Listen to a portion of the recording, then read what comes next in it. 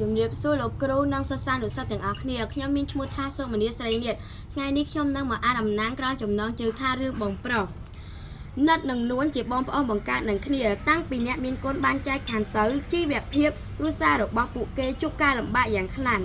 និតបានសម្រេចចិត្តផ្អាកការរៀនសូត្រដោយទុកឲ្យប្អូនបានបន្តការសិក្សានួនខំរៀនណាស់ដោយមិនឲ្យបងខកចិត្តឡើយឯនិតវិញពេលទំនេរពីការងារស្រែចម្ការគេបានចូលសិក្សានៅក្នុងមជ្ឈមណ្ឌលសិក្សាសហគមន៍ឆ្នាំនេះនួនរៀនថ្នាក់ទី12ហើយបានប្រឡងជាប់ដោយប្រាថ្នាថ្ងៃមួយនួនចង់ទៅរកការងារធ្វើដើម្បីជួយសម្រាប់បន្ទុកបងតែនិតមិនយល់ព្រមនួនសួរបងតើយើងបានប្រាក់មកពីណានិតឆ្លើយឯងកុំបារម្ភទុកឲ្យបងជាអ្នកដោះស្រាយទីត្រីនោះនិតនិត្រៀមមិនលក់សោះព្រោះខ្លួនមិនដឹងទៅប្រកបរបរអ្វីដើម្បីរកប្រាក់បានឲ្យប្អូនរៀននោះទេ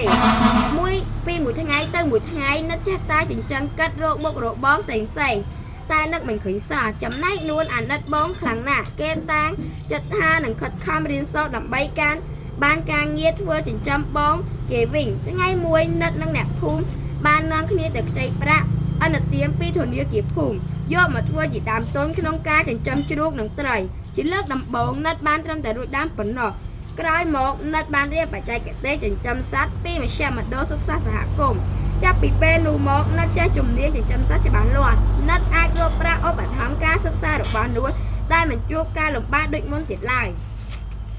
ក្រោយពីបញ្ចប់ការសិក្សានួនបានចូលបម្រើការងារក្នុងក្រុមហ៊ុនមួយនៅរាជធានីភ្នំពេញនួនសន្សំប្រាក់ខែបានមួយចំនួនគេបានយកប្រាក់ទាំងនោះទៅប្រគល់ជូនបងទាំងអស់ដើម្បីឲ្យបងបានរៀបអាពាហ៍ពិពាហ៍ចាប់ពីពេលនោះមកគ្រួសារនេះរស់នៅជាមួយគ្នាប្រកបដោយសុភមង្គលអរគុណសម្រាប់ការស្ដាប់